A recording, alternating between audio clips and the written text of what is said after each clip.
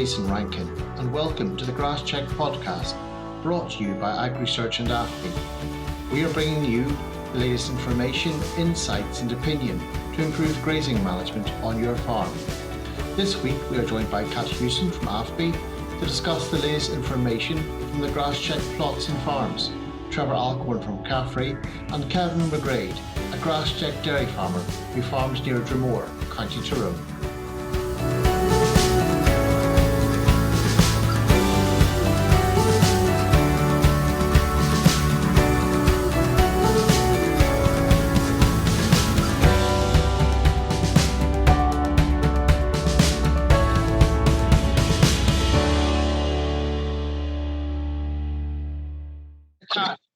We had some welcome rain last week. Was this enough to avoid a further drop in growth? We had a reasonable amount of rain last week. Most of it wasn't too heavy, and certainly it was very welcome. On the GrassCheck farms, we saw about 5-6 millimetres over in Fermanagh, up to about 15 millimetres as an average on farms in Derry. And actually in the east of the province, we've seen soil moisture readings start falling this week in response to the rain, which is a really big relief. With the growth rates, so on the GrassCheck plots, we've seen that small decline, which is what was predicted last week. And unfortunately, I think it's going to be a little bit longer before we really see the benefit of this sort of recent rainfall coming through on the plot growth. What range of growth are we seeing now between farms in east and west? So growth rates on farms, we've seen very little change this week in Down and Armagh. They're still hovering around about 40 kilogram dry matter per hectare per day. And actually, we have seen a bit of a drop in growth rates across the board this week. So average figures were down, Tyrone, Antrim, Fermanagh and Derry as well. But we do tend to see a little bit more variation in the farm figures sometimes, just depending on where people are in their rotation and what their covers are like.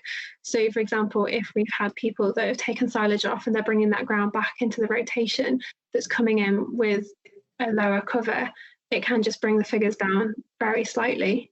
But we are still seeing that significant difference between growth in the east and the west. So farms in the east are sitting around 42 kilogram as an average overall, and that's about 60% of the typical growth rate we'd be wanting to see this time of the year.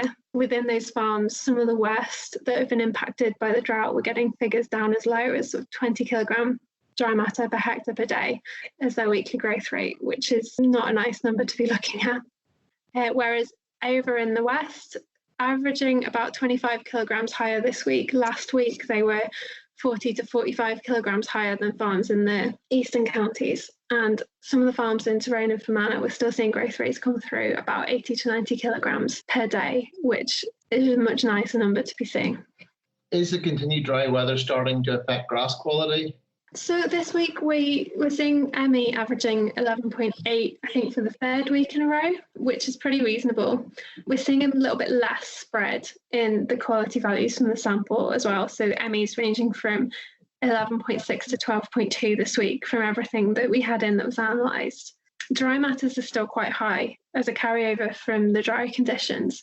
So that will be supporting good intakes. And again, what we're seeing is some very high sugar levels coming through in the grass samples. So really where the sugar is built up in the leaves, where the growth rate has been restricted. What growth are you forecasting for the coming 2 weeks? Okay, so I feel I'm not necessarily going to be popular when I answer this question. The current forecast for the GrassCheck plots, we are potentially looking at a big drop just to 29 kilogram as a 3-week average on the plots that are due to be cut next Monday. Then the 2-week forecast, it improves slightly and we're up to 36 kilograms as a 3-week average growth. The factor that's driving this is mostly the impact of that drought. So it is going to take a bit of time for the plots to recover. We haven't had a huge amount of rainfall yet. What we are seeing in the current weather forecast is we're a little bit overcast, a little bit cooler weather between the rain that we're getting, and this is going to help. So it's going to reduce the evapotranspiration rate. That's the thing that was really compounding the effect with the lack of rainfall last month. Next week's plot's probably a big drop, but hopefully starting to pick up after that. What aspects of grass soil management should farmers be focusing on this week? So last week we were speaking about fertiliser spreading and saying that maybe over in the west we're going to be seeing some good conditions to be doing that, and maybe holding back in the east for slightly better soil conditions. And I think the coming week now is going to bring some of those better opportunities in the east. So you're going to be able to gain the benefit from spreading as the soil moisture conditions start to improve. I do still want to caveat that with a warning that you're not going to see the response you hope for if you spread when your soils are still too dry. So I just want to caveat that with a bit of a warning that you're not going to see the response you hope for if you spread when it's too dry. You're not going to be able to see that fertiliser moving down into the soil for the plants to really take it up. And if you're seeing fertiliser sit on top of the soil for a longer period of time, you're just going to see greater nitrogen losses, which is not something we really want.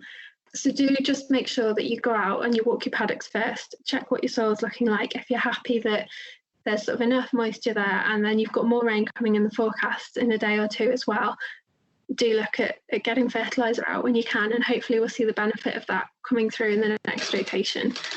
Another thing to be thinking about is with the changes we've seen, not so much in the grass quality, but we have seen changes in the composition of some of the samples coming into the lab. So they've become quite stemmy and their dry matters are still very high. I think now is the time that you really want to be focusing on those post-grazing residuals again. So you really want to be grazing down cleanly to try and reset the grass quality and get the best value of regrowth that's sort of coming through for your next round of grazing. Especially if you've been seeing any issues with palatability with the sort of the very high dry matter and any stemmy grass. Now it might be a good time to think about pre-mowing. So if you're struggling to get down to those clean post-grazing residuals that you want, you could look at going and pre-mowing your paddock to try and make sure that you are getting the best post-grazing residual before the next round possible. If you've got a couple of problem paddocks, you might look at topping them, but I'd probably favour pre-mowing so that you're still getting the utilisation of that grass. Certainly if you're sitting on a tight grass budget or looking at a deficit, you probably don't want to be topping and losing any grass at the moment. Trevor, there is a huge variation in growth between east and west this year. 2020 has presented a real opportunity for farmers in your advisory area. What is the current situation on the farms in your area? Well, this really has been a near perfect spring for us. Maybe a bit cold at times, but conditions on the whole have been excellent. Ground conditions are first class and they really have been once we got into April. So grass utilisation has been excellent across the board. A lot of herds were out in good time, many out day and night. Some herds choosing to do a bit of buffer feeding, which is still ongoing, just to keep the bottom line there in milk production. Grass quality, again, across the board has been excellent because cows have been out in good time. On that farm level, I've had farmers sort of achieving anything from 15 to 22 or 23 litres milk from forage, which is good to see actually being achieved on farm and gives people a certain level of confidence of what grass can do. Because really of the above factors, yields have held up really well and good feed efficiency has been achieved overall. Kat has already touched on growth rates there. So again, range of growth rates farmers I deal with 90 to 100 last week. This week down to 50 to 60. I suppose really there's a lot of drainage reseeding work ongoing and it has been great to get all that type of work done. So all in all, the farmers in the West generally are very happy. Kevin, how has the grazing season gone for you so far? Well, it has been the best grazing season in my memory. Excellent grazing season. Ground conditions have been very good and growth has been consistent without very high peaks and troughs, which adds to leaving it easier to manage. But ground conditions is the number one in this part of the world for managing grass. So is grass growth matching animal demand at the moment? So the measurement on Monday, we had a growth of the previous week of 70, and our demand is 52. From about the 20th of April, our growth has always exceeded demand. And have you been taking opportunity for some brown bale silage, or how have you been managing those surpluses? The surpluses, we took out a block on the 19th of May, about 50 bales. And we made silage then of some of the grazing block on the 2nd of June and second cut silage then on the 4th of June. Haven't been the same surpluses created as other years because the growth didn't peak as high. Yeah, you didn't get those big kind of 100+ growths that you would normally expect in the middle of May. Yeah, and because the weather was so good, we're able to keep cows out night and day with good control over grazing early in the spring. So overall, I expect this year has been much easier to really get good grass utilisation. Yes, definitely. It's been a lot easier than most years. Looking forward, what will be the key actions you'll be taking as regards grassland management over the next week or two? Well, in some ways, it's been quite simple. And saying that, the last 5 days or so, we've been pre-mowing. So we're on the 4th rotation now, and some fields have got a bit bumpy. So we've pre-mowed ahead of the cows. That'll only last for another day or so. We'll be back in then to aftergrass. Pre-mowing's is something we try and do very little of unless we have to. And we try and avoid topping at all. What are your plans for second cut silage? Second cut silage, one block was done on the 2nd of June, and the rest of it's been cut today and lifted tomorrow or Saturday. I've never seen dates like that before. Take it then, Kevin, what you're saying is you're maybe taking smaller cut silage to make sure you manage that, avoid with sudden shortages. You're being careful and not taking out massive amounts of silage at one time, which could lead to a shortage shortly after that. Yeah, well, the opportunity has been there to do it. Other years, silage would have been intended to cut on a certain date, but if you run into maybe a week or two of wet weather, that opportunity is not there, and that creates problems then to higher yields and not having the opportunity then to graze that when you would need it. So this year's been so much different. You could make silage almost any day, definitely any week, again in May onwards, but we're not familiar with this. Trevor, what are the key actions that farmers should be taking over the next couple of weeks?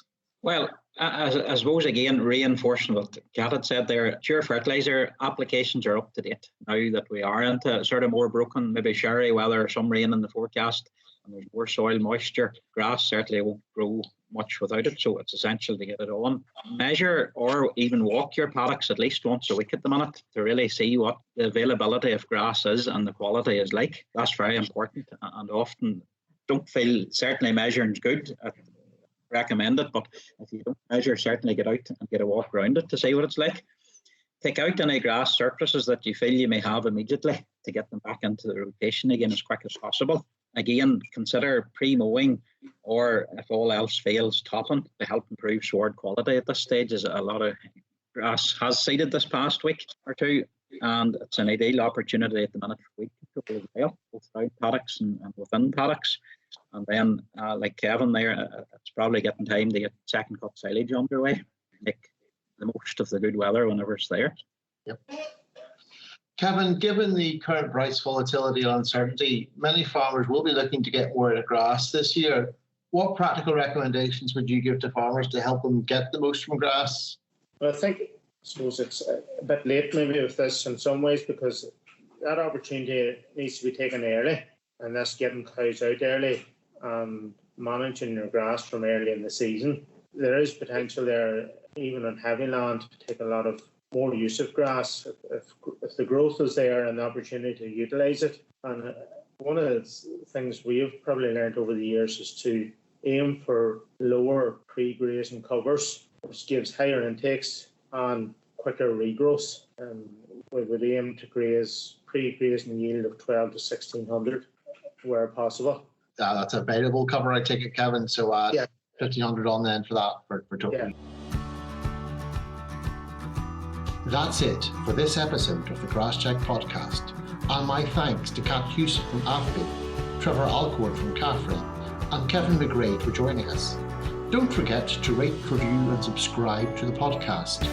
You can listen on Apple and Google Podcasts as well as Spotify.